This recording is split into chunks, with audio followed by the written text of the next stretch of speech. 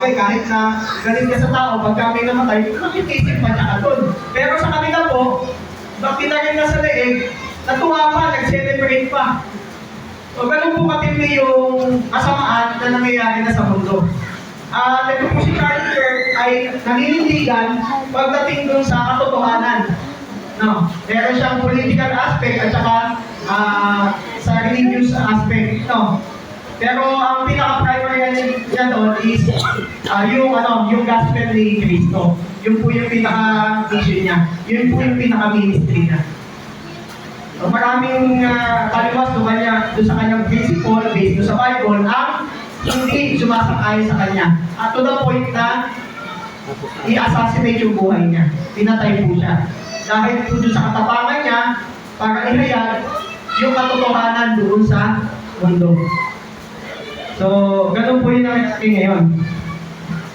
Kung aalamin po natin, bakit ganun na lamang nakikita yung motivation nitong mga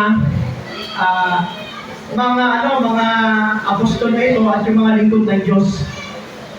Anong reason, anong dahilan doon sa kanilang mga katapangan, doon sa kanilang motivation? Si Peter po, o si Pedro, hindi po ganun katapang nung time na nagsisimula pa lang siya sa Panginoon. Tama po ba? Yung pansin si Peter eh. Diba sabi ni Peter? Sabi pa nga ni Peter nung time na yun, mahal kita, Panginoon. Mahal ko ba ako, Pedro? Mahal po kita, Panginoon. Ilang beses tinanong ng Diyos o ng ating Panginoon Jesucristo si Pedro na kung mahal niya ba ito? 3. Mahal kita, Panginoon. Diba? Pero ilang beses pinagkanulo ni Pedro si Cristo. 3 din. Noong panahon ngayon, maaaring hindi pa niya ganun makilala o na-experience yung kapangyarihan ng Diyos, di ba? Pero nung lubos niyang nakilala kung gaano kadakila si Kristo at kung gaano katotoo yung mga sinasabi ni Kristo, base doon sa, kasi buhay na witness siya doon sa pamumuhay ni Kristo dito sa daigdig, sa mundong to. So nakita nito mga close circle na apostol na ito kung yung katotohanan kay Kristo. Up to the point na ibigay nila yung buhay nila o kahit mamatay sila doon sa gospel na pinapangalan nila dahil sa alam nila yung katotohanan na ipinapahayag nila sa madla. Tama po ba? Amen. Nakukuha po natin yun. Yung lalim ng pinaghuhugutan ng mga lingkod ng Diyos na ito kung bakit to the point na kahit kami maging mantiyan sa harapan ng tao, gagawin namin ito kasi meron kami mga bagay na meron kayong mga bagay na hindi nakikita, na nakikita namin na maliwanag. At yun yung pinakita ni Kristo sa buhay ng mga disipulo niya. No, nakita nila yung mga bagay na hindi nakikita ng tao. Amen. About po nila to. So, meron po tayong pinamaganda ko po ang pagbabahagi-bahagian po natin sa litana ngayon ay the unseen eternal glory. Unseen eternal glory o ang hindi nakikitang panghabang buhay na kalwalatian ng Diyos. No? Ang hindi nakikitang panghabang buhay na kalwalatian ng Diyos. Ito po yung mga bagay na hindi po nakikita ng tao. Pangkaraniwang tao. Pero sa ating po, inihayang po ito. Amen. Nakikita po natin ito ng klaro. Tama po ba? Amen. Kung paano paraan nakikita ito ng mga apostol, ng mga disipulo ni Cristo, na nagkaroon sila ng boldness, ng courage, para ihayag yung salita ng Diyos, para kahit to the point na makikita yung kanila pong buhay, inihayag nila ito dahil alam nila kung ano yung kalwalatian ng Diyos na makakamtang nila pagkatapos itong buhay na ito. Yan po. So, buksan po natin yung ating pong Biblia. So, 2 Corinthians 4:18, at sabi po doon, so we fix our eyes not on what is seen, but what is unseen. Since what is seen is temporary, but what is unseen is eternal. No. Sa Tagalog po, kaya ang paningin namin ay nakatuon sa mga bagay na hindi nakikita at hindi sa mga bagay na nakikita. Sapagkat panandalian lamang ang mga bagay na nakikita, ngunit walang hanggan ang mga bagay na di nakikita. Ano po? Kailangan po na patuloy na, sabi nga po doon, set your minds on the things above, not on earthly things. No? Itutuon po natin, kung itutuon po natin yung ating pong paningin doon sa mga bagay na hindi nakikita o yung mga bagay na spiritual.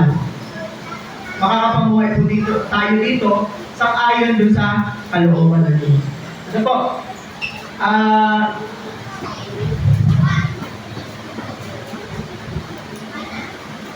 Ano po ba yung mga bagay na maaari natin gawin upang habang tayo pinasa mundo ito, ay patuloy na makakapamuhay po tayo sang-ayon sa mga bagay na hindi nakikita. Ano? Gaya po ng sabi ko, yung mga bagay na spiritual, hindi po ito na uunawaan ng mga hindi po mananampalataya. Pero tayo po bilang mga mananampalataya sa Panginoon, malinaw po sa atin at laro po sa atin na inihayag ito sa pamamagitan ng banal na Espiritu. Tama po ba? Inihayag po ito o pinapaunawa po sa atin ng banal na Espiritu yung mga bagay na spiritual. Ano po? Sabi doon sa Romans 12:1, kung tayo po ay nananatili sa mundo ito, unang bagay po na dapat po natin gawin upang makapamuhay na nakatuon sa mga bagay na hindi nakikita is we fix our eyes on the light of worship. Inutuon po natin yung ating pong paningin at pamumuhay bilang na may pagsamba doon sa ating pong Panginoon. So yung ating pong buhay, sabi po sa Romans 12:1-2, therefore I urge you, brothers and sisters, in view of God's mercy, to offer your bodies as living sacrifice, holy and pleasing to God. This is your true and proper worship sa ating pong Panginoon. Tayo po ay tuwing linggo, naliligo tayo ng maaga, nagpe-prepare para sa pagkakataon na to. Upang sumamba, magpuri, magpasalamat sa ating pong Panginoon. Tama po ba? Every Sunday. Pero tuwing kailan ba tayo dapat sumamba? Every Sunday lang ba? Every Sunday lang ba dapat sumamba? Yan. Kung titignan po natin, ang pag-aaralan po natin noong unang panahon, meron pong iba't ibang pamamaraan ng pagpupuri o pagsamba sa Diyos. At ano yung mga iba't ibang pamamaraan na to? Ito ay maaari sa pamamaraan ng paghahandog ng mga buhay na tupa, like mga buhay na ito ay susunugin upang ialay sa Panginoon. Kung merong mga kasalanan na gawa, ito yung ginagawa mong sacrifice of a form of worship bilang pagsamba sa Diyos. Pumapatay ng mga buhay na tupa para ialay sa Panginoon, o kaya naman yung mga grains, sinusunog yung grains para maging alay sa Diyos. Maraming pamamaraan noon na ginagawa ng tao upang na pamamaraan ng pagsamba at pagpupuri.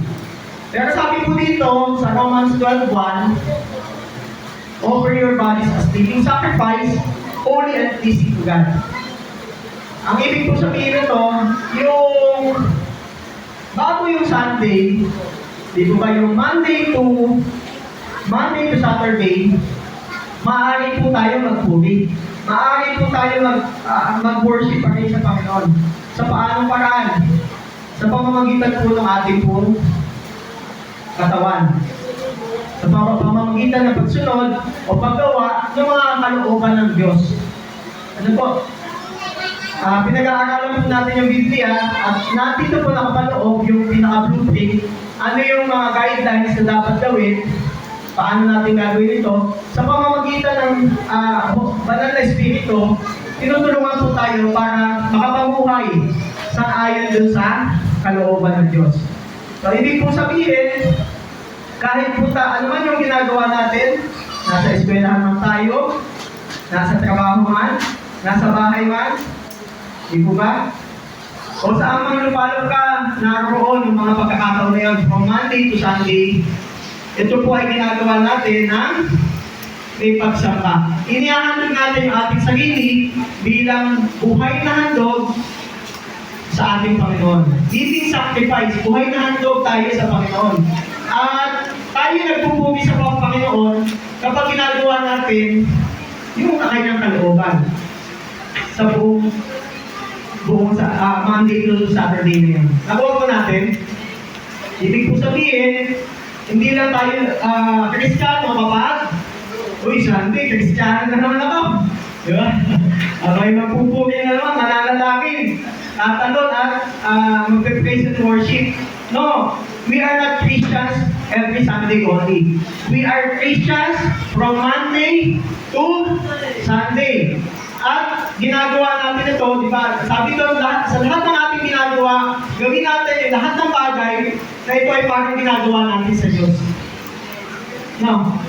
Nakikita ng mga tao yung liwanag ng Panginoon sa ating buhay. Nakikita ng mga tao kung paano tayo nagiging pagpapala sa ating mga kapitbahay. No.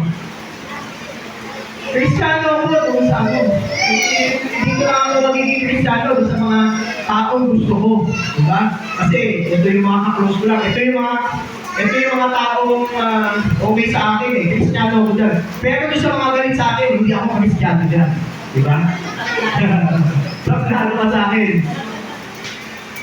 Sabi ko ng Panginoon doon, kahit na may mga bagay, hindi ko maiiwasan yung may mga kapitbahay, may mga tao tayo makakahapilo dito sa mundo ito na maaaring magkaroon tayo ng conflict, di ba?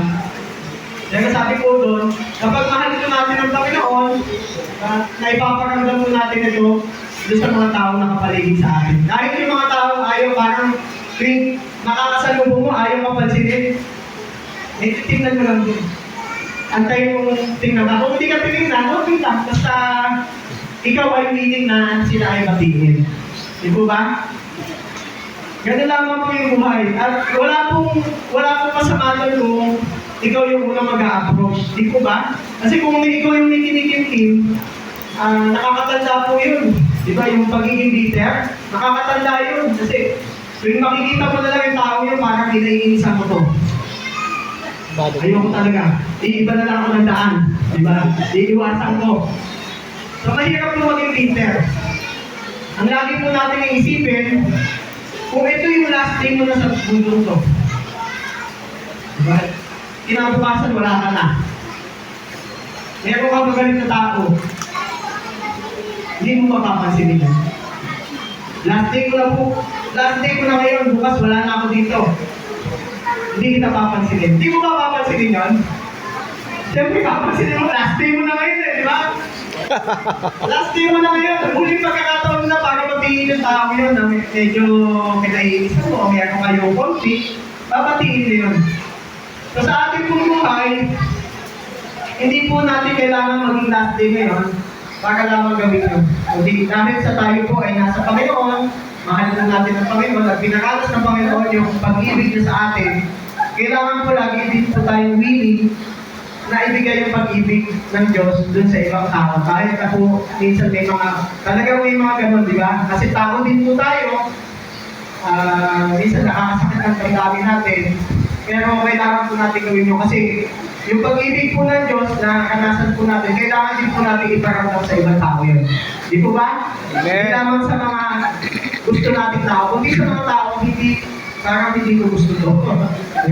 Kailangan po natin gawin yun. Kasi yung pag-ibig po ng Diyos ay pinakanas na sa atin. Ano po? So, offer ourselves as living sacrifice, pleasing, holy, and acceptable to God. Sabi po doon, base doon sa mensahe ni Brother Arnel Long last Sunday, sabi doon, do not conform to the pattern of this world, but be transformed by the renewing of your mind, then you will be able to test and approve what God's will is good and pleasing and perfect will. Kailangan po, dito sa mundong to, gaya po na sabi natin kanina, masama na po ng masama ang mundo. Dito ba? Yung katulad ng mga pag nanonood kayo ng mga social media, sa ibang bansa, napakatindi. Nung nila parang napaka-wicked. Sobrang sama. may mga in-interview ng mga kabataan, mga teenager. Anong opinion mo dun sa pagkamatay ni Charlie Kirk? Alam niyo po ano yung mga sinagot nitong batang to? Okay na rin sa kanya. Dapat lang yun. Meron pang mga in-interview na sabi, anong opinion mo dun sa pagkamatay ni Charlie Kirk? I think deserve niya yun. Meron pang in-interview. Ang nakakalungkot po dito, sa dami ng in-interview, isa lang doon yung merong reasonable na pag-iisip para sumabat sa akin na hindi ako sang-ayon doon sa pagkamatay niya o pag-assassinate sa kanya. Ano ano po doon? Yung ratio ng tao ngayon, kung paano pa, yung pattern ng pag-iisip, napakasama. Hindi po pangkaraniwan kung ikaw ay, kahit siguro yung batang, siguro mas maayos pa mag-isip yung mga batang katulad nila. Kung tatanungin mo, pag may papatayin, okay lang ba sa kanila? Hindi. Di ba? Pero yun, meron na sapat na isip, meron na silang sapat na pag-iisip para sabihin nila o magkakaroon sila ng reasoning na hindi yan reasonable. Pumapayag sila na patayin ng isang tao na walang kasalanan. Amen. Di ba parang yung ginawa kay Kristo dati, di ba? Anong ginawa nung panahon ni Kristo? Si Jesus Christ, walang kasalanan, pinapatay nila. Sa panahon natin ngayon, nangyayari po yun at mas matindi pa. Ganun po yung moral na nangyayari sa panahon natin sa daigdig natin ngayon. Hindi mo maunawaan kung paano nag-iisip yung isang tao na ngayon. Kasi masama na-influensyahan na ni Satanas. No, marami po mga pamamaraan at mga bagay na ginagawa si Satanas sa mundo ito na nakapagbibigay po ng influensya sa tao. Sa mga kabataan pa lang sa education nila, na-i-input na, na-brainwash na sila kung paano sila mag-isip. Ano po? Ultimo po yung kahit nakakita ko po ito kahit sa pamangkin ko eh. Medyo hindi lang Hindi ko alam kung bakit ganun sila mag-isip ngayon. So, siyempre, pinag-pray natin na magkakaroon sila ng enlightenment pagdating sa tamang pag-iisip doon sa mga bagay-bagay. At mangyayari lamang ito, siyempre, kung malalaman nila yung salita ng Diyos at makikilala nila si Kristo sa buhay nila. No, makakalaya sila sa ganung klase ng pag-iisip. So tayo po, bilang mga Kristiyano, di ba kasi namumuhay po tayo dito sa mundo ito na puno ng wickedness, di ba? Sa eskwelahan, ang time na ako'y Kristiyano, pilit-pilit din yung nagiging close ko kasi iba din yung iba mag-isip, iba pag makikisama ka doon sa paano yung pamamaraan ng pamumuhay nila at paano sila mag-isip, hindi po pwede magsama yung pag-iisip ng Kristiyano at saka pag-iisip ng makamundong bagay. Iba sila mag-isip. So tayo po, bilang mga Kristiyano, mamumuhay po tayo doon sa spiritual na bagay. Ano po? Siyempre, hindi naman totally yung parang i-isolate mo na yung sarili mo. Kailangan pa rin natin makahayaan dito si kanila, pero hindi tayo sasama doon sa mga bagay na ginagawa nila. Kasi paano natin maiinganyo sila na tanggapin si Kristo at ibahagi yung salita ng Diyos kung hindi naman tayo makikihalubilo sa kanila, di ba? So, pwede tayo makahalubilo sa kanila pero hindi natin gagawin yung mga bagay na ginagawa nila. No? Kaya nga po, do not conform o huwag kayo makibahagi o makiayon doon sa takbo ng mundong ito o ginagawa dito sa mundong ito. No? Masama po yung mundo. Masama po ang mundong ito. At bilang mga Kristiyano, hindi po dapat tayo ma-influensyahan kung paano namumuhay yung mga tao sa mundong ito. Kundi tayo po yung dapat yung nagiging iwanan at nagiging gabay nila para dito sa mundong ito. Nakuha po natin? Amen. So, hindi po tayo makikibahagi dun sa mga bagay na ginagawa sa mundong ito. At doon po natin malalaman kung ano po yung kalooban ng Diyos. No? Kung ano po yung kalugod na doon at karapat-dapat sa kanya pong paningin. So, fix our eyes on life of worship. Tayo po ay mamumuhay, o ituturo po din natin yung ating paningin sa pamumuhay ng pagsamba sa ating po Panginoon. Fix our eyes on type of worship, sabi po sa 1 Thessalonians, di ba ba?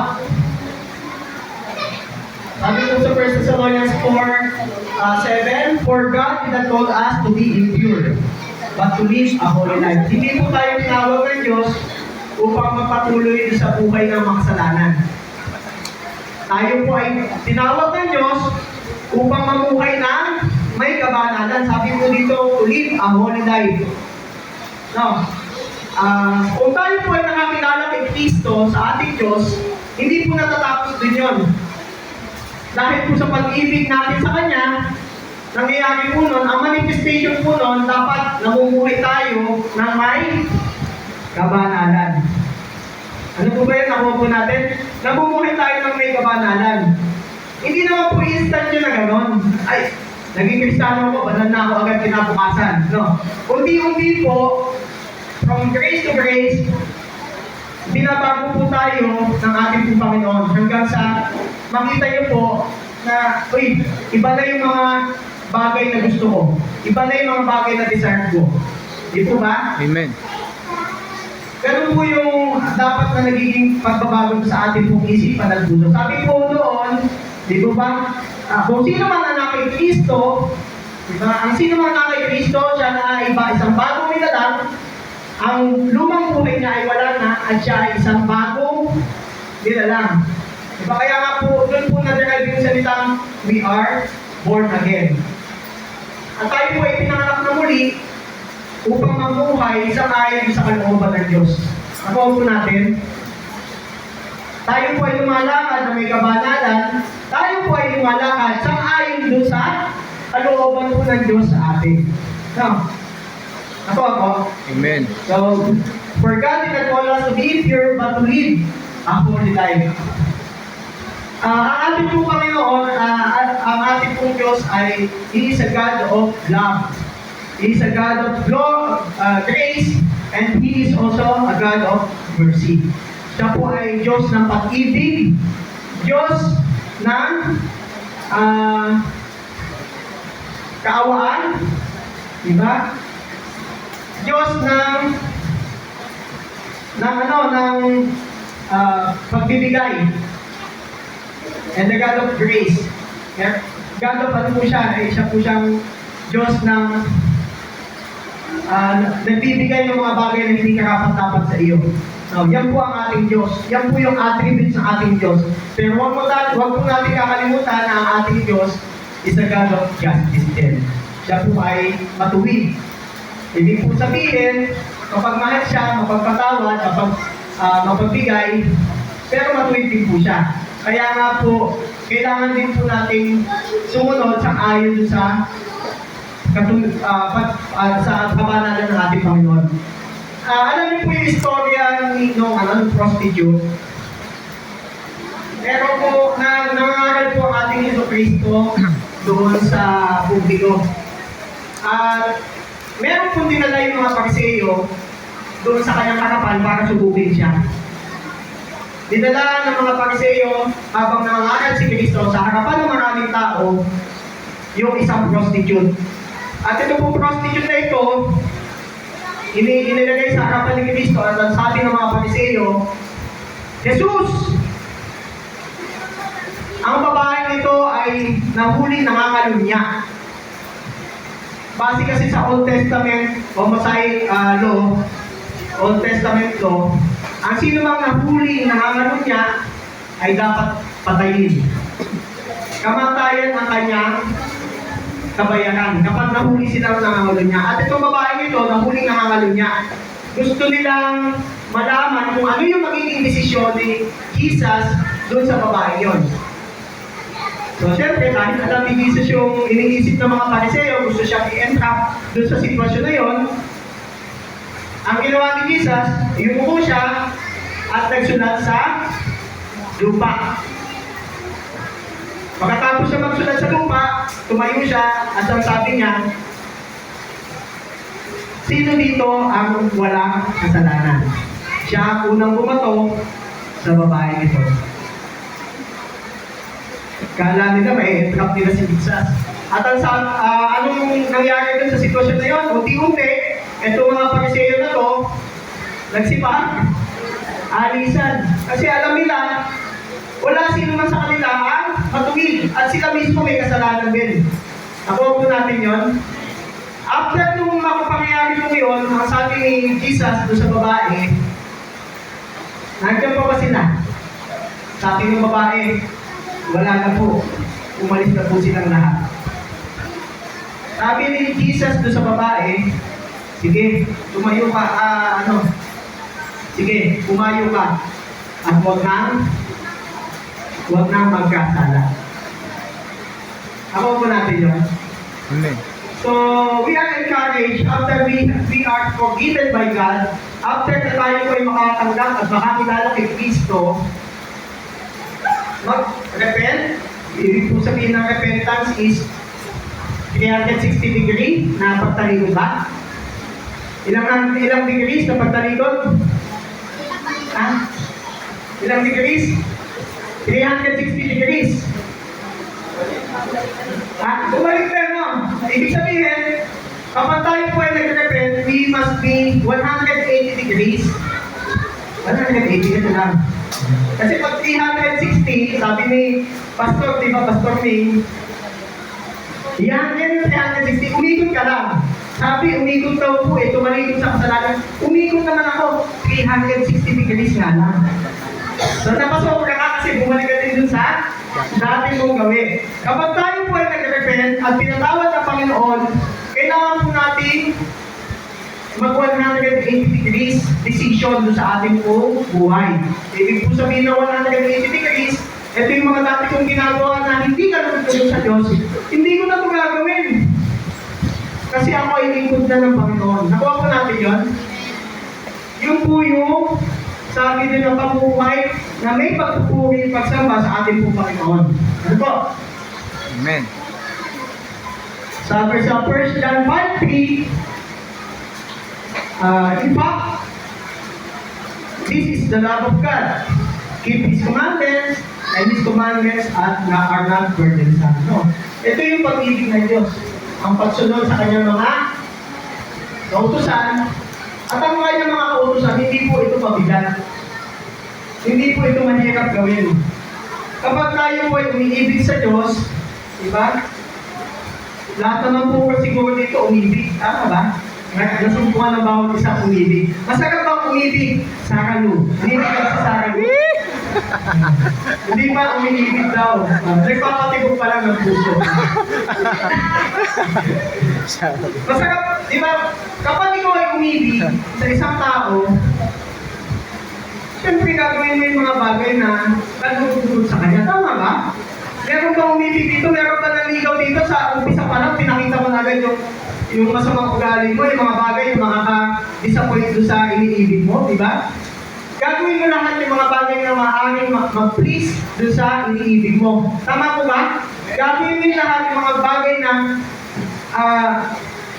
magiging kalugod sa kanyang paningin. Nakuha po natin yun. At kapag tayo pa yung iniibig sa Diyos, sabi doon,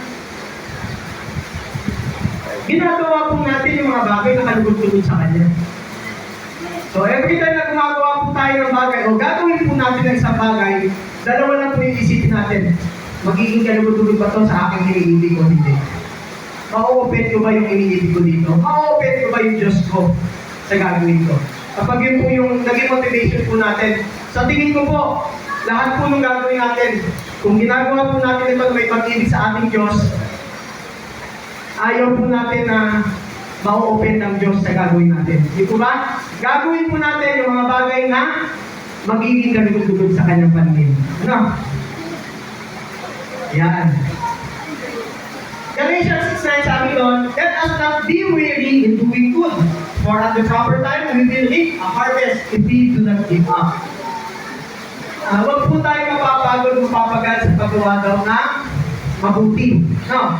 Kasi in due time, meron tayong aanihin. meron tayong makakamtan in due time. Pag sa tamang panahon, meron po tayong makakamit na reward. Meron po reward na nag-aantay sa bawat isang po sa atin. Naniniwala po ba kayo doon? Meron po reward. Mamaya po, ipapakita po natin yung reward. Ano ba, palang po nasa isang slide pa lang po tayo, nasa 50 slide po siya. Hindi po yung madami. Hindi po eh. Sabi nila, may mga gagawin pa ako sa bahay, magluluto pa ako, mag-ano, sikasuhin ko pa yan. Saglit lang po tayo, ano? Kaya, inaanyayahan ko po ang bawat isa, nasamahan po natin muna ako para po sa pagtitipon sa salita nito. Ano po? Hindi naman po ito ganun mahaba, medyo mahaba lang. Sabi po dito, the fear of the Lord is the beginning of wisdom, and the knowledge of the Holy One is the understanding. No? Kapag tayo may takot sa Panginoon, hindi po ito yung takot na natatakot ka katulad sa multo, takot ka sa, di ba? Hindi po ganito, yung takot na ganun. Ang takot po ito, meron kang takot para ma-obey ang Diyos, meron kang takot na hindi maging ganun-gulugod yung maaaring gagawin sa Kanya. Yun po yung takot na yun. Takot na mawala sa Kanyang presensya. Diba? Kasi napakasarap po sa presensya ng Panginoon. Di po ba? Napakasarap sa pag-iingat ng Panginoon. Yan po yung tinutukoy na takot dito. No? Una po, fix our eyes on life of worship. Ang ikalawa is fix our eyes on eternal investment. No? Sabi po doon, eternal investment. So, ibig sabihin, sa panahon po ito, kayo po pala ay mga investor. Sabihin niyo po sa inyo po katabi, ikaw ay investor. Sabihin niyo po. Ikaw ay investor. Alam niyo po yung investor? Sa investor, ang kailangan sa nag-i-invest, syempre may puhunan. Tama? May kapital. Meron kang gagamitin na kapital. Alam mo naman kung gusto mong kumita na wala kang hindi ka mapuhunan. Di ba? Sa negosyo, ganun din. Investment. Pag sinabing investment, meron kang ina-expect na ito ay lalago o magiging malaki, tutubo sa susunod na mga panahon. Kung ito ay paglalaanan mo ng kapital sa panahon ngayon. Ako ay nag-i-expect ka na merong something in return na babalik sa iyo kapag meron kang inilaan na kapital doon sa pagkakataon na ito.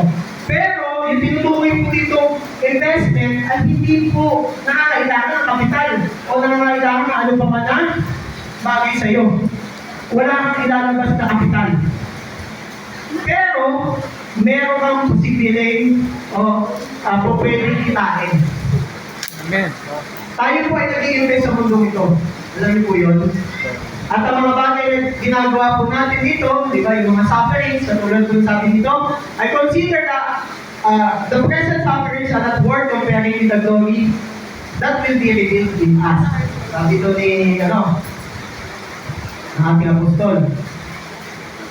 So, sabi doon, look, I'm coming soon. My reward is with me. And I will give to each person according to what they have done.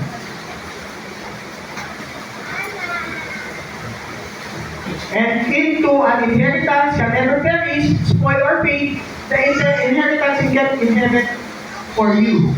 So, yung mga bagay po dito, lahat po ng bagay po dito sa mundo ito na maaaring nag-i-invest ka, mawawala po yan. Tama. Pero hindi po natin sinasabi na, ay, hindi na lang ako hindi na lang ako mag-i-invest sa mundo ito. Ako ay mamumuhay na lang sa mundo. Mundo hanggang sa bumalik ang ito Kristo. Hindi naman po gano'n na literal na kailangan natin mamuhay ng miserable naman sa mundo ito. Hindi din po masama maging mayaman dito. No? Hindi po masama magkaroon ng pera dito. Ang masama po ay yung inuunan mo na yung pera kesa sa Diyos. Ang nagiging Diyos mo na sa buhay mo ay yung pera. Ang nagiging Diyos mo na sa buhay mo ay yung yaman. O sa madaling salita, sino man ang nagiging una sa buhay natin maliban sa Diyos, yun yung nagiging Diyos mo. Nakuha natin, walang sino man o ano man ang sabi nun, ang dapat priority natin sa buhay natin, kundi ang Diyos. Kung meron mga susunod na priority ito, sumunod na lamang ito doon sa Diyos. Nakuha po natin, no one can serve two masters. Diba? Hindi pwede tayong sumunod o maglingkod sa dalawang pinuno. Ibig po sabihin nun, ang paglilingkuran po natin at ang unahin po natin sa buhay natin, our first priority must be God or the Lord. Nakuha po natin ibig sabihin dito. At sa mga bagay na nakakalasan daw po natin dito, ito ba yung mga pagsubok, may mga pagsubok tayo na i-encounter, at hindi po tayo exempted doon, ang lahat po tayo ay nakakaranas doon. Ito ba? Hindi lamang po nakakaranas ng pagsubok ay sino? Yun ang nasa St. Peter na. Yan po. Nasa St. Peter na yun, hindi nakakaranas ng pagsubok. Gusto mo pa rin ba makakaranas ng pagsubok? Sino dito gusto makakaranas ng pagsubok? Yan. Ibig sabihin, ayaw niyo mapunta kay St. Peter, no? Yan. Ayan, yan po, meron po tayo kung pwede maaaring maranasan ng pagsubok habang nandito po tayo sa mundo. Pero kapag itinulong po natin yung ating po kanigin at pananampalataya sa Panginoon, ano man po ito, sabi doon, naging tapat ka, nagtiwala ka, pagdating ng panahon, sasabihin sa ng Panginoon, well done, my faithful servant, diba? Well done, my good and faithful servant. Kasi sa lahat ng nangyari sa iyo, ano man yung naging sitwasyon mo, diba, nanatili ka tapat sa akin. Para sa buhay ni Job, no? Na alam niyo po, between yung binabasa ko po yung buhay ni Job, napakahirap po nung talagang naranasan ni Job. Napakatindi po nung pananampalataya na meron si Job. Diba? Marami po siyang naranasan at na-encounter sa buhay niya na kung sa pakakaraniwan lang po, baka bumigay sa ganang sitwasyon. Pero, sabi po doon, sabi niya, di ba, sa Job 1:20-21, di ba? Naked I came from my mother's womb, and naked I will depart. The Lord gave, and the Lord has taken away. May the name of the Lord be praised. Walang anuman akong dalang ako ay dumating sa mundo ito at walang anuman din akong dadalhin pag alis ko sa mundo ito. Ang Diyos ang nagpapala, ang Diyos din ang tumubuha. Pumili na ang pangalan ng Panginoon. Diba? Sa kabila, so dun sa konsepto, kung paano mag-isip si Job doon sa mga nangyayari sa buhay niya, diba? Ang sabi doon, ang aral na nakuha natin doon, diba? We worship God not because of our circumstances. We worship God because of who He is. Pinupuri natin ang pangalan ng Panginoon hindi dahil sa pagpapalang nakakabing natin o sa mga bagay, sitwasyon na meron tayo sa mundo ito. Pinupuri natin ang Panginoon dahil siya ay Diyos. Dahil siya ay sa kanyang nature mismo. Nakuha natin? Because Amen. of who He is. We worship God because of who He is. At sabi doon, pagkabag, pinanatili natin yung mga bagay na yun, nag-i-invest tayo dito, sa kabila ng lahat, nananatili tayo doon sa pananampalataya natin. Meron po tayo, nag-i-invest na po tayo. Nag-i-invest po tayo kasi sa later on, meron po ibibigay kayaman ng ating Panginoon sa atin. Pero, habang nandito po tayo sa mundong ito, dapat po maging ano din po tayo aware lagi. No? Sabi po kasi sa Biblia, di ba? Sabi dun sa, sa 1 Peter 5:8, di ba? Be alert and sober-minded because the devil is like a roaring lion. No? Looking for someone to devour. Ang demonyo po ay para po leon na naghahanap ng masisino. Ang gusto niyong sinuin, sisinuin niyo pa ba yung mga kaalyado na niya? Yung mga kakampi na niya? Sisinuin niyo pa ba yun? Hindi na kasi kakampi ko na yan eh. Diba? Kasama ko na yan doon sa sahil. Pagka hindi po mag-ahari hari si Satanas sa hela, hindi po siya ang hari doon. Ginawa po ang hell dahil po kay Satanas. Amen. Siya po ang unang-una itatapon doon. Alam niyo po ba yun sa pagka dumating po yung judgment? Siya yung unang pupunta doon para mag-suffer. So, dahil si Satanas, alam niya na yung destination niya, alam na ni Lucifer ang destination niya, naghahanap siya ng kasama. Naghahanap siya ng, di ba, ultimo sa kalangitan, alam niyo po ba kung gaano kadaming anghel yung nakumbinsi niya? 1/3 of the angel. Gaano kadami yun? 1/3. Di ba, kung meron po tayong tatlo, isa doon nakumbinsi niya. O kung meron po tayong 30. Doon sa 30 na yun, ilan yung 1/3? 10. 10 doon sa 30. Ibig sabihin, 10 ang nakumbinsi niya, 20 ang naiwan. Ang tindi makumbinsi ni Satanas, no? Ultimo yung anghel na nandun mismo sa presensya ng Diyos. Nakikita araw-araw yung presensya ng Diyos. Nakumbinsi pa niya na sa kanya sumunod. Nakuha po natin yun. Nakikita yung kalwalatian ng Diyos araw-araw. Nakumbinsi pa niya yung mga anghel na yun, yung 1/3 ng kalangitan na yun, para sumunod sa kanya. Diba? Ganun po katindi makumbinsi si Satanas. Kung yung mga anghel po nakumbinsi, tayo po. Wala po tayo sa, hindi natin nakikita ng akwal ang Diyos, di ba? Sila nakikita nila na akwal, pero nakumbinsi pa rin sila. Kaya ganun po katindi, dapat na pagbabantay natin habang nandito po tayo sa mundo ito, no? Even dun sa mga ministry po natin, yan, bantayan din po natin. Kasi ang unang, ano po yung unang naging kasalanan ni dun sa ano? Ano po yung unang kasalanan? Sabi nila, ano po ito, question and answer? At sabi niya naman po tanong. Kaya yung ano, pag nagtatanong, gumagano. Ano yung unang kasalanan sa nangyayari? Ha? Hindi pagsunod? Okay? Ano pa?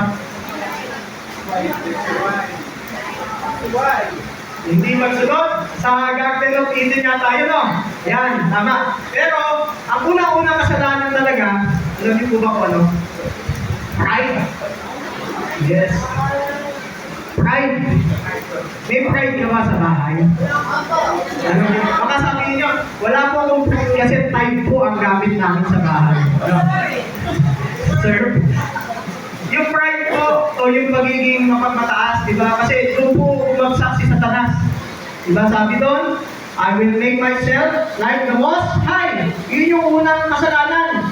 Gagawin ko yung sarili ko, sabi ni Lucifer, kasi siya yung favorite na angel ng Diyos. Favorite pa siya, ha? Favorite siya yung pinaka matindiyang ministry doon. Ano ang ministry ni Satan? Worship. Siya yung pinaka main leader sa worship. Yung katawan niya ay instrumento. Kumpas niya, instrumento. Siya yung pinaka may matinding ministry doon sa kalangitan. Pero sa kabila ng ito, iba dahil sa pride na meron siya, I will make myself like the Most High. Gagawin ko ang sarili ko nakatulad na ang Diyos. Masyado namang, diba? Masyado. So, sabi ni Jesus, I saw Satan fall like lightning from heaven. Nakita ni Jesus, bumagsak na parang kidlat si Satanas sa lupa. Diba? Sa atin po, ganun din, kailangan, nung sinulat po kasi ni Luke, sa Luke 10:18 kasi yun, at yung about sa roaring lion, sa roaring lion kay Pedro, sumusulat siya dun sa mga congregation about sa mga kabataan sa pagiging humble. So, Amen. maging humble tayo lagi. Ano man yung ginagawa natin dito, di ba? Ano mang ministry nyo meron tayo dito, patiwala lang tayo dito. Nasa pag-preach ka man, di ba? Meron kang knowledge para ibahagi yung salita ng Diyos. Huwag ka maging later on, di ba? Meron tayong temptation, human instinct sa sarili natin na maging parang mayabang ka. Pag wala ako, hindi nila kaya yan. Nakuha niyo po yun? Meron tayong human instinct po na gano'n. Huwag po natin ilalagay sa ating pong isipan, lalo na po pagka nandito tayo sa ministry, nasa loob tayo, yung mga ganong bagay. No. Ang lagi po nating alalahanin, I am just a vessel. Ako po ay vessel lamang ng Panginoon upang makita ng Panginoon yung kalwalatian niya, yung buti niya sa buhay ko. Nakuha po natin, Amen. lagi po natin ganun yung magiging perception po natin. Kasi marami po sa churches, hindi lang po sa labas, kundi sa loob ng churches, ang strategy na ginagawa ni Satanas ito. Tama ba? Nagkakaroon ng conflict sa loob ng church dahil may mga ganitong sitwasyon.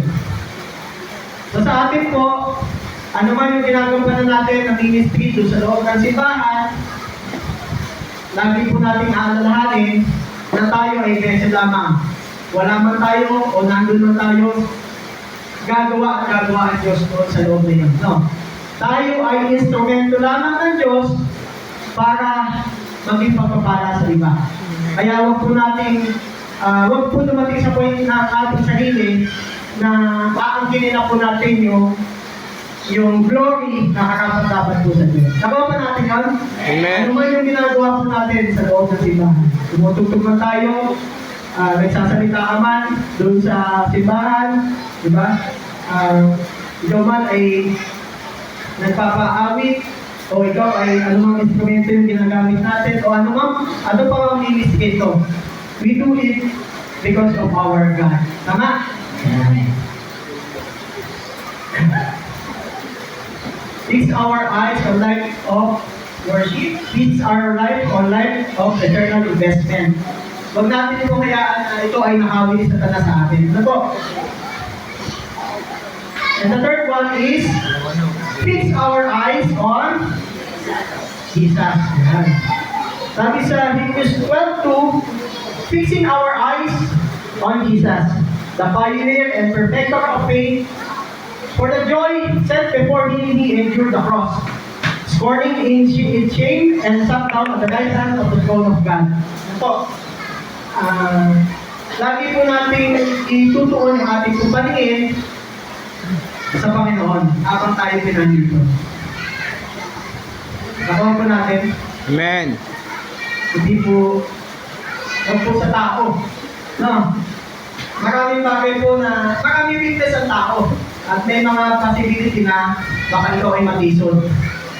Nakuha po natin yan. Kasi even the man of God, may mga lapses silang nangyari ng mga panahon nila. Diba? Si King David, naglilingkod na sa Diyos. Ano nangyari kay King David? Gumawa siya ng adultery. Tapos, sinundan pa yun ng murder. Pinapatay niya yung asawa, no, kanyang ginawa na adultery. Ano po? Si Moses, diba? Medyo naging short-tempered siya. Pinumpok niya na yung bato. Diba? Kasi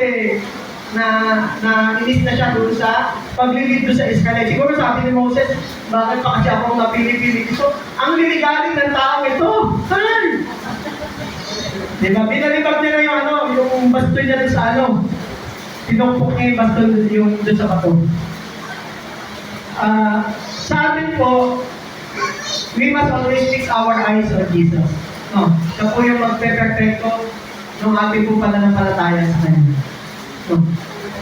Kung meron man tayong natisura, natisod tayo, panalangin na lang po natin siya. Huwag po natin buti nga na gaganyan ka. Sinabi ko na inaantay ko yan na matapa ka kasi ang yabang ko kinaiinisan ko yan no. Huwag po tayong gano'n. Kailangan po ipanalangin pa rin po natin sila. No? Kasi ano natin sila, mga kasama po natin sa pananampalataya. Nakuha po natin, hindi po natin sila ang pinaka-kaaway po natin si Satanas lang. Hindi po natin kaaway, o huwag po natin titignan na nakaaway, yung pananampalataya din po nakatulad natin yan. Sige. Yan, sa sobrang mo, buti nga. Yan. Nakuha po natin, So, fix our eyes on Jesus. Ano man po yung mga nangyayari natin sa paligid? Sa ilang mga panahon na nakikita ko sa church, iba maraming mga bagay na po pwedeng ikabisod natin.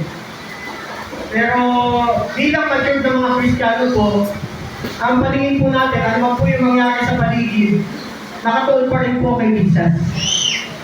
Itutuon pa rin po natin kay Jesus yung ating po paningin. Kapag nakatuon po kay Jesus yung ating po paningin, diba, walang ano mang mangyayari. Nananatili lang sa ating pananampalataya. Yung istorya po doon sa yung panahon na alam niyo po yung panahon na naglakad si Kristo doon sa tubig. Naaalala niyo po yung istorya na yun? Si Jesus po, pagkatapos nilang mangaral sa mga napakaraming tao, yung mga alagad niya, apostol niya, pinalayog niya o pinapunta niya sa kayo yung bangka papunta sa kabilang ibayo. Habang si Kristo naman pumunta sa bundok upang manalangin. Noong madaling araw na siya ay yung bangka na sinasakyan ng kanyang mga apostol ay malapit na sa pampang sa kabilang ibayo. Medyo malakas kasi yung alon kaya hindi pa sila nakakatao. Meron sila nakitang lumalakad sa tubig. At ang unang reaksyon ng mga disipulo, multo! Multo! Dapat pa sila sa multo doon. Ibig sabihin, nung panahon na yun, may multo na. Diba? Kahit sila takot sa multo. Multo! Sabi nila, multo! Hindi yun, may multo! Sabi nila. Dahil nakita ni Kristo na natatakot sila, sinabi ni Jesus, huwag kayo matakot. Ako ito. Si Pedro naman, si Pedro ang bida-bida, di ba? Bida-bida si Pedro, medyo impulsive yung ugali niya, medyo impulsive siya. Gusto niya lagi siya yung bida-bida. Bida-bida lagi si Pedro. Sabi ni Pedro, Panginoon, kung ikaw nga yan,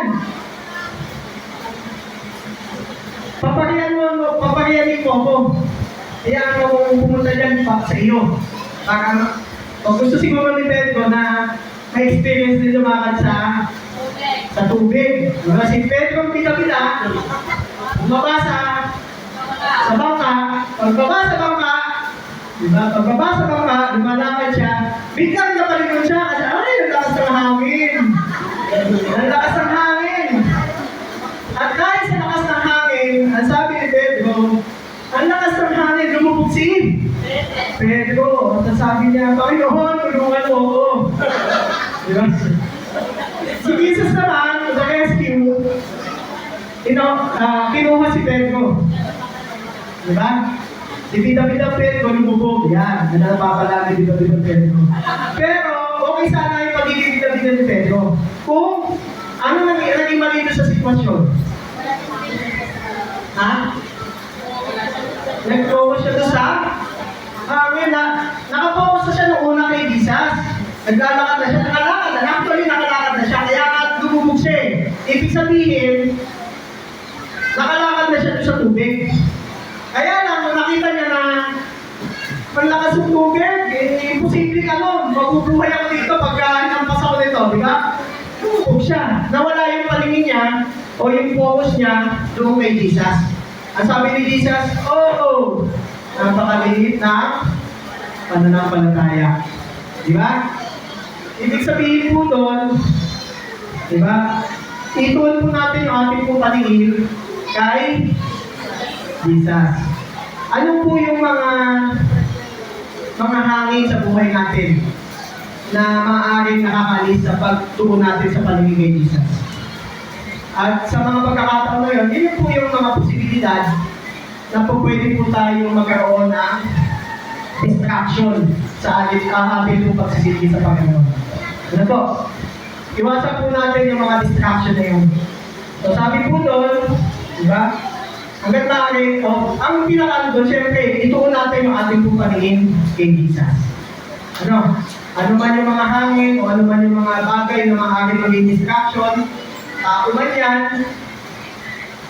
problema man yan, Diba? Ano pa man sitwasyon yan, na maaaring may counter natin, we must always fix our eyes kay Jesus. Fix our eyes on Jesus, sabi po doon. Do you not know, sa 2 Corinthians 9:24-25, do you not know that in the race, the runners run, but only one gets the prize? Run in such a way to get the prize. Everyone who competes in the games goes into strict training. They do not get a crown that will last, but we do it to get a crown that will last forever. No? So yung sa isang paligsahan, mayroong paligsahan at ang lahat ng ito ay nagte-train upang manalo. Tama? Pero sa atin po, hindi lang isa ang mananalo. Kasi lahat po na tumatakbo, ang mga tumatakbo dito o nag-represent dito, ay tayo mga mananampalataya.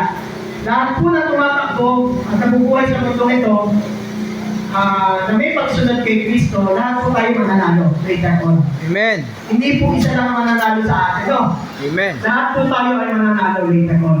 Kaya lang, ang sabi po dito ni Pedro, ay ni Pablo, sabi po ni Pablo dito, i-train natin yung ating sarili. Okay? Sa mga nagko-compete, meron silang ginagawa mga training. Nag-train sila. Naghahasa sila ng kanilang mga abilidad. Si Manny Pacquiao, hindi naman nilithang magaling na boksingero, di ba? Tama ba? Si Manny Pacquiao, nung unang sabak niya sa ring, champion na ba agad siya? Hindi naman, di ba? Nag-undergo siya ng different trainings para makamit niya yung mga kinakailangang kakayanan, abilidad, para manalo siya sa iba't ibang competition. Sa atin po, kailangan din po natin i-train yung ating sarili. I-train po natin siya para pag-alima ko mag-train. So, train natin ang ating sarili paano manalangin. Di ba? Ang panalangin pala, tine-training din. So, kailangan din ito ng regular training. No, training, regular training at worship, paano mag-worship. Di ba? I-train din po natin yung ating sarili. Nandito pa lang tayo, na-enjoy na natin kung paano magpugi sa Panginoon. Kasi pagdating sa kalangitan, lagi natin sinasabi, ano gagawin natin doon? Hindi ka na hindi ka na magtatrabaho doon. Hindi ka na maghukay ng lupa para magtanim ng kamote. Hindi ka na mag-aaral doon. No, para maging summa cum laude. No, hindi ka na kailangan gumawa ng ibang bagay doon para maging matagumpay ka. Kasi doon matagumpay na tayo. Ako po nila doon. Amen. Wala na tayong gagawin doon. Ang tamang gagawin na lamang natin doon ay magpupuri na lamang po tayo doon. Ako po natin yan. Amen. Yan. Yan. So, the fourth one, we fix our eyes on eternal destination. Nakatuon po at tinutuon po natin ang ating paningin doon sa panghabang buhay na destination po natin. Amen. Just as people are destined to die once, and after that, to face judgment. Meron po ba ditong immortal? Immortal. Nakagad ka ng vampira, naging immortal ka. Meron po ba dito? Immortal? Wala. Yan. Lahat po tayo ay immortal. Ibig po sabihin yan, lahat tayo. Sa kanyang panahon, lilipas ang kabataan mo, tatanda ka, magiging gugugod-ugod ka, mamamatay ka, babalik ka sa anak mo. Wala pong immortal. Kahit po sila Moses namatay, kahit po si King David namatay, kahit po ang mga apostol namatay. Lahat po tayo, darating sa buhay po natin, na tayo po ay haharap sa ating pong Panginoon, at malalaman po natin kung tayo ay pupunta sa kalamitan o ang impyerno. Meron pong istorya sa Biblia, yung istorya po ni ng isang mayaman at ni Lazarus. Kung alam niyo po yun, alam niyo po yun. At doon po sa istorya ng mayaman at ni Lazarus, meron isang mayaman na napakayaman, na meron din namang isang pulubi na nasa harapan ng pintuan o gate na yung nasabing mayaman na yun, na puno ng sugat. Puno ng sugat, at yung sugat niya ay dinidilaan ng aso, yung sugat niya. Dumating yung pagkakataon na yung mahirap o si Lazarus ay namatay. At ang mayaman naman, dumating din sa pagkakataon na namatay din. At doon nagkita sila ng mayaman at ni Lazarus. Pero, hindi nga lang sa isang lugar. Yung mayaman na yung sa naglalagablab ng impyerno, at yung si Lazarus nasa tabi ni Abraham. Ni Abraham. Nasa tabi siya ni Abraham. At ang sabi ni nung mayaman, medyo bossy pa rin yung mayaman na nasa impyerno na, bossy pa rin. No, nasa impyerno na, bossy pa rin. Bakit? Sabi ng mayaman, Amang Abraham, utusan mo si Lazarus na itampi yung kanyang, yung kanyang daliri sa tubig para malamigan man lang yung aking dila. Diba? Busi pa rin, nasa impyerno na, busi pa rin, inuutusan pa rin gusto pa rin utusan si Lazarus. Kaya si Lazarus nasa tabi ng Abraham, nandun sa langit si Lazarus. Diba? Hindi po pwede. Diba? Kasi walang makakaparito, walang narito ang makakapagian at walang nariyan ang makakaparito. Kasi meron pumapagitan naman aking bangin sa pagitan ng dalawa. Amen. Kung kayo po, Amang Abraham, ipadala niyo po si Lazaro doon sa aking mga kapatid kasi meron po akong 5 kapatid na naiwan. Sabihin niyo po sa kanila ang maaaring mangyari sa kanila. Kung hindi po hindi ko nila gagawin yung tama, di ba? At ano sabi ni Abraham? Hindi na uubra yun kasi meron na mga sinabi si Moses. Nakasulat na yung mga sinabi ni Moses. Nakasulat na yung mga babala ng propeta. Diba? Meron ng Biblia ng panahon na yun. Meron ng scripture. Meron ng mga babala ng mga panahon na yun. Pero anong ginawa nila? Hindi nila pinaniwalaan ito. Kung itong mga propeta na ipinadala ng Diyos para magbigay ng babala, hindi pinaniwalaan, ano pa kaya, kahit si Lazaro papuntahin natin dyan, buhayin natin, hindi din maniniwala yan mga yan. Nakuha niyo po yun? Amen. So, ibig po sabihin, dadating po sa buhay natin, yung pagkakataon na to. At sa pagdating po sa buhay natin, yung pagkakataon na to, sa tingin niyo po, saan ka pupunta? Dito ba? O doon? Pero alam naman po natin, bilang mga mananampalataya, diba? John 3:16, for God so loved the world that He gave us His only begotten Son, that whoever believes in Him should not perish, but will have eternal life. Sa pamamagitan po ni Kristo, nagkaroon po tayo ng buhay ng langit. Ito po illustration na ito, nakita ko po ito sa 2 beses ko nakita ito sa Facebook. Alam niyo po ito? Kabli ng mic. Actually, may taling mo ako sa bahay, nakalimutan ko sa sobrang pagmamadali ko. Kasi malamig na ako, magagalit si Pastora pag malamig. Kaya, nakalimutan ko yung tali. Ito po, parang 2 beses ko nakita sa Facebook. Pero nagkakaroon kasi ako sa Facebook na, kaya inaya ko. Ito po, yung buhay natin. Ito po, ilaw na ito po yung buhay natin. Maliit, nakikita niyo ba? Mag-aaral po tayo. Magtatrabaho, hahanap ng magandang trabaho para sa magkaroon ng magandang kinabukasan, magtatrabaho, diba?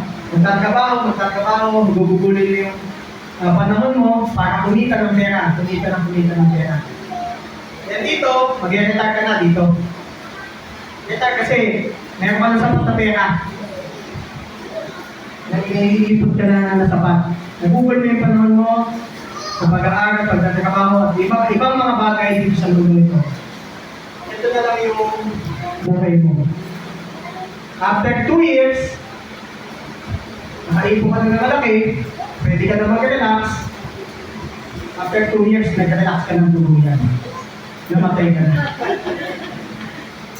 Nakuha po natin, madalas po, tinuunlaw po natin ang ating buhay o ang ating sarili dito sa auction natin. Ito. Pero hindi po natin pinaglalaanan, ito.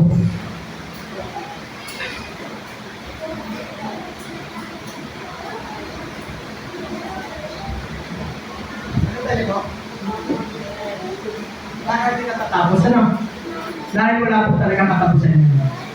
Kasi po, pagkatapos po nito, ito po yung temporary na buhay natin. Ang buhay ng tao ngayon, paisip na ng paisip. Tama ba? Dati mayroon pang 100, 90, 80. Ngayon, mababalitaan mo, uy! 45 lang yun na. Uy, 30 years old lang yung napatay, ha? Meron pa 25, meron pa 20. Ako ano po? Napaka-iksi lang po ng buhay ng tao. Amen. So, sa buhay po natin pananatili dito sa pansamantalang buhay,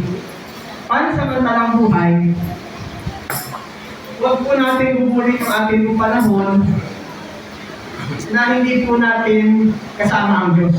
No? Amen. Hindi po natin nailuluon na ilalaan ang ating pong buhay para po siya po ay paglingkuran, siya po ay papurihan. Nakuha po natin. Amen. Kasi po pagkatapos po ng buhay nito, ito po yung talagang buhay. Yan po yung talagang buhay natin. At ito pong buhay na ito, ito po tinutukoy na buhay na ito, dito lang po sa dalawang ito. Sa dalawa lang po yan po pwede mapunta yun. Doon sa kalangitan o doon sa impyerno. Yan. Malapit na po tayo natapos sa impyerno.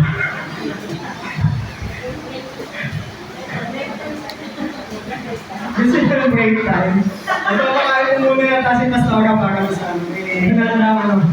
Nagayon na.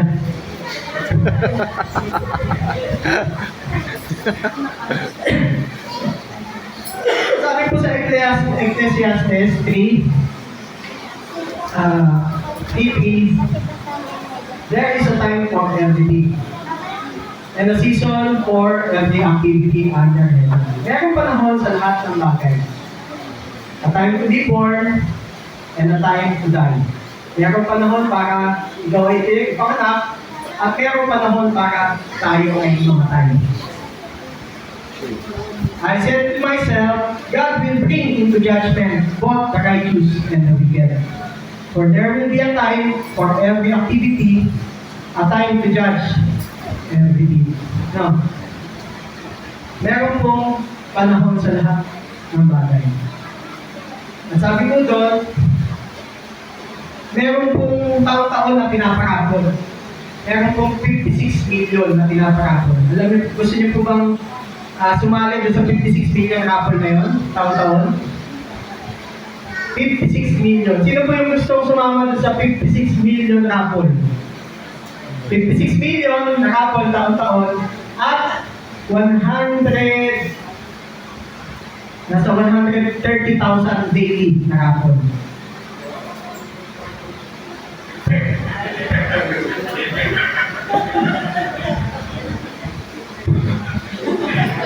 $56 million taon-taon. 56 million po taon-taon na namamatay.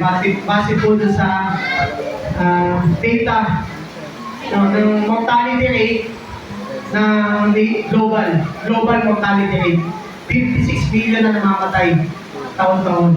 Meron tayong almost 56 million divided by ano yan? 365. Nasa 130,000 na katao ang namamatay araw-araw. Sa bawat segundo, meron pong 2 tao ang namamatay. Yung raffle po yun, darating yung time na tayo po yung ipaparaffle doon. Tama po ba? Amen. Darating yung time, sa ayaw man natin at sa gusto, darating at darating sa panahon natin, doon sa raffle na yun, sa bawat segundo na yun, maaari tayo yung isa sa dalawa na yun. O doon sa 132,000 sa isang araw, maaaring isa yun. Dumating yung time na tayo yung isa doon. At darating yung time na tayo yung isa doon. So kailangan po natin ihanda yung ating sarili.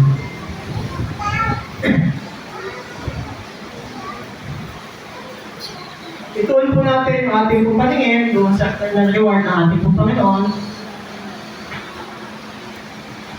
Sapagkat may pangako po ang Diyos sa atin. Sabi po sa John 14:2, "In my Father's house are many mansions.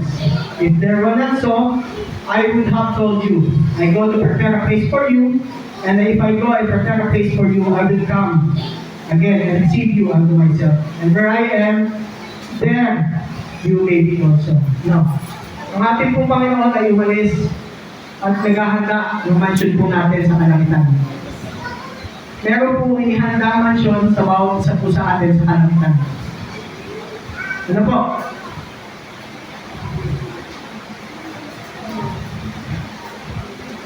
Sapagkat po nasusulat, however it is written, "What no eyes has seen, what no ear has heard, and what no human mind has conceived, the things God has prepared for us, those who love Him." Walang nakakaaraw dun sa ibibigay na kalwalhatian ng Diyos. Sa mga unbelievers, hindi po nila ito nakikita. Pero sa ating po mga believers, malinaw po sa atin kung ano po yung ibibigay na reward ng Diyos sa atin. Nabibigyan po tayo ng wisdom, nabibigyan po tayo ng kaalaman kung ano yung eternal reward para sa atin. Ano po? Sabi sa John 11:25, Jesus said to her, "I am the resurrection and the life. No one believes in me will live, even though they die." No. So and whoever lives by believing in me will never die. Ang sino mang manampalataya sa ating Panginoon ay mabubuhay po ng panghabang buhay. So mapalad po tayo dahil isa po tayo doon. Okay po. Amen. Sa pagkakataon po ngayon, ito po yung katanungan namin. No? Saan nakatungon ang ating pag-ibig? Diba? Meron tayo mga pinakita doon at nakita po natin kung gaano kapitindi yung motivation ng mga martyr ngayon ng panahon ni Jesus at hanggang sa kasalukuyang panahon. Ano yung naging motivation nila, ano yung naging dahilan nila para patuloy na may buong tapang nilang panindigan yung kanilang pananampalataya, buong tapang nilang panindigan yung kanilang paniniwala. Diba? Dahil meron tayong inaasahan. Katulad ng sinabi ng ating Panginoon, diba? Merong inihanda po sa atin ang Panginoon. At yun po yung dapat natin patuloy na tingnan at ituon ang ating patingin. So, sabi sa 2 Corinthians 14, inilalaan po natin ang ating patingin hindi sa mga bagay na nakikita, kundi sa mga bagay na hindi nakikita. Sapagkat ang mga bagay na hindi nakikita ay panghabang buhay. Patuloy po tayo na nasabi po natin na lumakad sa kayo sa mga bagay na hindi nakikita at maniwala at panampalataya sa ating Panginoon. Tayo po ito ngayon para po sa ating